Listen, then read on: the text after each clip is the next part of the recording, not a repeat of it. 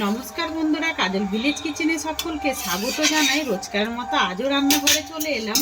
আজকের রেসিপি ছোলা আর কুমড়ো পটল দিয়ে কিভাবে আলু দিয়ে একটা রুটির তরকারি করবে নিরামিষ, সেইটাই আপনাদের সঙ্গে শেয়ার করব। তার জন্য প্লিজ প্রথম থেকে লাস্ট পর্যন্ত ভিডিওটি দেখতে থাকুন। আশা করছি বেশ ভালো লাগবে। তো চলুন তাহলে শুরু করা যাক। দেখুন যেটা লাগছে, এখানে আমি ছোলার ডাল নিয়েছি। ছোলার ডালটাকে আমি 3 ঘন্টা ভিজিয়ে রেখেছি। খুব ভালোভাবে কিন্তু ভিজে গেছে ডালটা। আর অপর দিকে দেখুন এখানে আমি কুমড়ো এইভাবে টুকরো করে কেটে নিয়েছি। আর কুমড়োটা প্রচণ্ড পাকা রয়েছে, দেখুন হলুদ, একেবারে হলুদ, তাতেই মনে হচ্ছে। আর কিন্তু এই তরকারিটার জন্য একটু কুমড়োটা এরকম পাকা দেখেই নিতে হবে। আর পটলও নিয়েছি, পটলগুলোকে আমি এইভাবে দুটো টুকরো করে কেটে নিয়েছি। ছোলার ডালটাকে ভিজিয়ে রেখেছিলাম, খুব ভালোভাবে ধুয়ে আমি পরিষ্কার করে নিয়েছি। অপর দিকে দেখুন কড়ার মধ্যে আমি দিয়ে দিয়েছি সর্ষের তেল। তেলের মধ্যে দিয়ে দেব কেটে রাখা কুমড়োগুলো। কুমড়োটাকে সুন্দর করে একটু ভেজে নিতে হবে। আর কুমড়োর মধ্যে দিয়ে দেবো আমি লবণ, আর দেবো যেটা হলুদ গুঁড়ো, দিয়ে খুব ভালো করে মিশিয়ে নিতে হবে। আর এইটা কিন্তু রুটির সঙ্গে খেতে বেশ দারুণ লাগবে, আর একেবারে নিরামিষ একটি পদ। আর দেখুন কুমড়োটাকে আমি ঢাকা দিয়ে দিয়েছিলাম যাতে করে সুন্দরভাবে একটা রং এসে যায়। আর এতে করে কিন্তু খুব সুন্দর একটা সিদ্ধও হয়ে যাবে। এখানে আমাদের এখানে শেতলা পুজো হয়েছিল, তাই ওখানে গান চলছে। তো 55 বছর শেতলা পুজো পূর্ণ হয়েছে বলে, তাই জন্য 1 সপ্তাহ ধরে এখানে মানে দোল পূর্ণিমা পর্যন্ত অনুষ্ঠান হয়। আর এই বছরই প্রথম হচ্ছে। আর দেখুন কুমড়োগুলো কত সুন্দর লাল লাল করে ভেজে নিয়েছি, গায়ে কিন্তু রং এসে গেছে। এবার আমি কুমড়োগুলো তুলে নেব একটা থালার মধ্যে। আর দেখুন ভেজে রাখা কুমড়োগুলো তুলে নিলাম। এবারে এই তেলের মধ্যেই দিয়ে দেব কেটে রাখা পটলগুলো। এবারে এর মধ্যে দিয়ে দেবো ওই একইভাবে হলুদের গুঁড়ো, আর দেবো একটু স্বাদ মতো লবণ, দিয়ে খুব সুন্দর করে মিশিয়ে নেব। পটলটাকে ওইভাবে ঢাকা দিয়ে দেবো যাতে করে নরমও হয়ে যায় আর সুন্দরভাবে ভাজাও হয়ে যায়। দেখুন পটলটাও বেশ ভাজা হয়ে গেছে, লাল লাল করে ভেজে নিয়েছি। আর বেশি ভেজে নেবার দরকার নেই, এইভাবেই পটলগুলোকেও আমি তুলে নেব।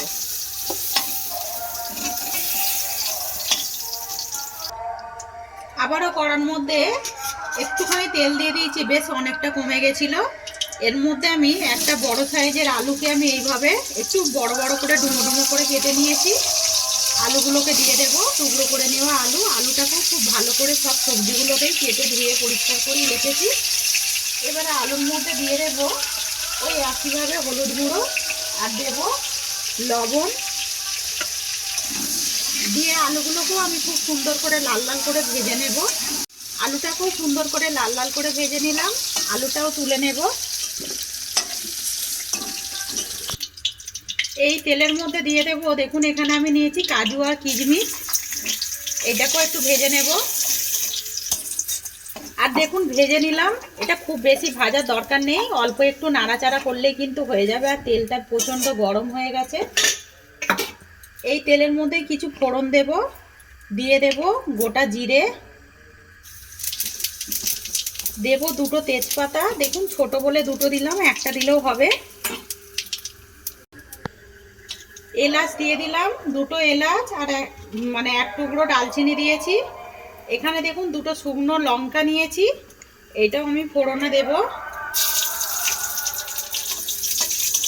দিয়ে একটু ফোড়নটাকে সুন্দরভাবে এইভাবে একটু নাড়াচাড়া করে নেব।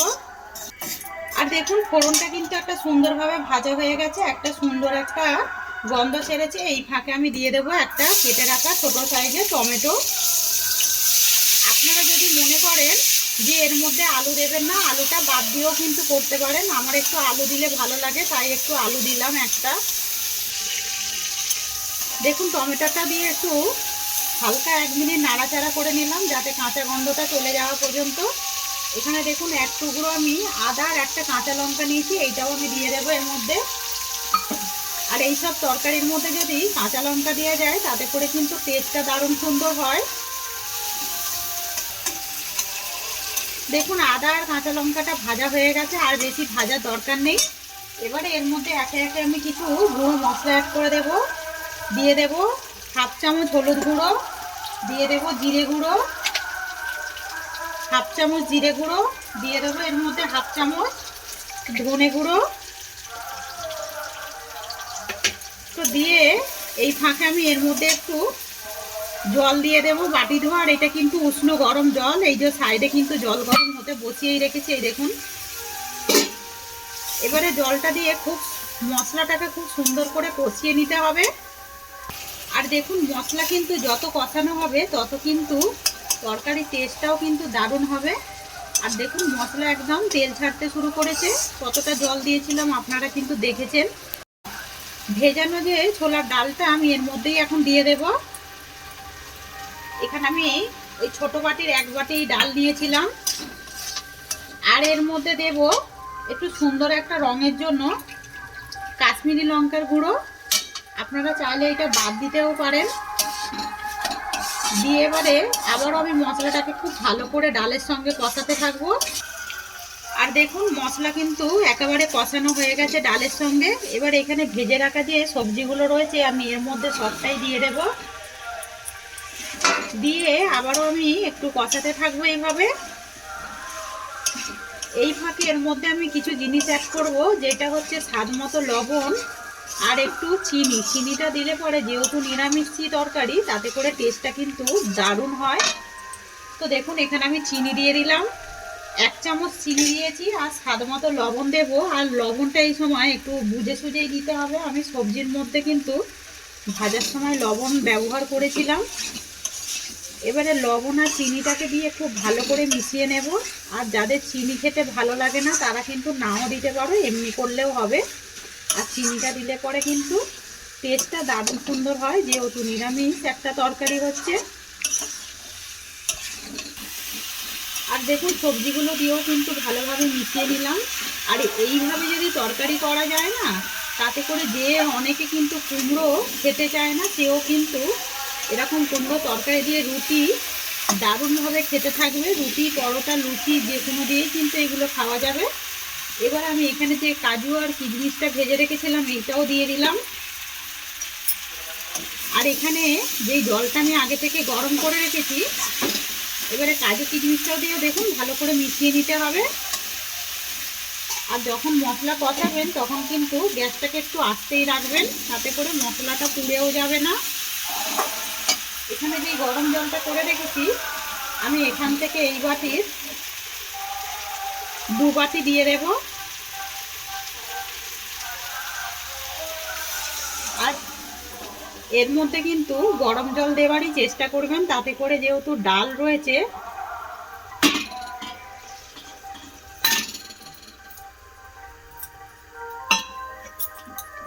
বাটিটা প্রচন্ড গরম হয়ে গেছে তাই একটু পড়ে গেছে হাত দিয়ে।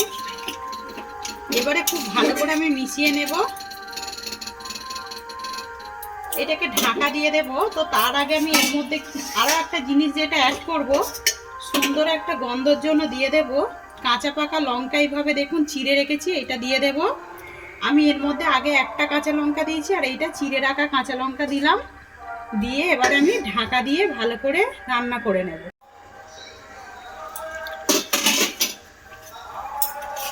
আর দেখুন জলটা কতটা টেনে নিয়েছে, যেহেতু এর মধ্যে ডাল রয়েছে। আর আলুটাও দেখুন কত সুন্দরভাবে সিদ্ধ হয়ে গেছে। আলু কুমড়ো সবকিছুই কিন্তু একেবারে সিদ্ধ হয়ে গেছে। ডালগুলো কিন্তু এরকমই গোটা গোটা মতোই একটু রাখতে হবে, তাতে করে খেতে কিন্তু ভালো লাগবে। এবার আমি এর মধ্যে আরো কিছু উপকরণ দেব। দিয়ে দেব গরম মশলা হাফ চামচ, আর দেব এর মধ্যে ঘি। এতে করে কিন্তু তরকারির টেস্টটা আরো বেশি আসবে। দেখুন হাফ চামচ আমি ঘি দিয়ে দিলাম। দিয়ে আবারও এই সমস্ত উপকরণগুলোকে খুব ভালো করে মিশিয়ে নেব। তো আজকের এই কুমড়ো আর ছোলা দিয়ে রেসিপিটি কিরকম লাগলো কমেন্ট করতে কিন্তু ভুলো না। একবার হলো এইভাবে বাড়িতে ট্রাই করে খেয়ে কমেন্ট করে জানাবেন যে কিরকম লাগলো। যদি ভালো লেগে থাকে একটা লাইক করে দেবেন, বন্ধুদের সঙ্গে শেয়ার করবেন, আর এই ছোট্ট চ্যানেলটিকে সাবস্ক্রাইবার করে নেবেন। এটা কিন্তু রুটি অথবা পরোটা, লুচির সঙ্গে আমি আগেও বলেছি ভালো লাগবে, আর কিন্তু নিরামিষ দিনে কিন্তু এটা ভাতের সঙ্গেও ভালো লাগবে। দেখুন কতটা সুন্দর দেখতে লাগছে।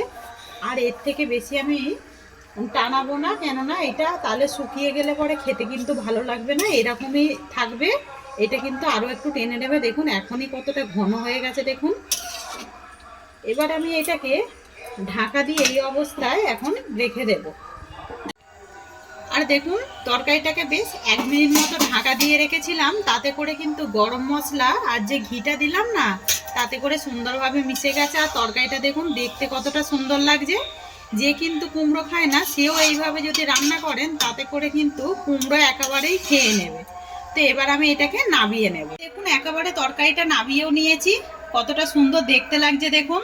আজকের রেসিপিটি আপনাদের কিরকম লাগলো কমেন্ট করে জানাবেন। যদি ভালো লেগে থাকে বন্ধুদের মাঝে শেয়ার করবেন, আর এই ছোট্ট চ্যানেলটিকে সাবস্ক্রাইবার করে নেবেন।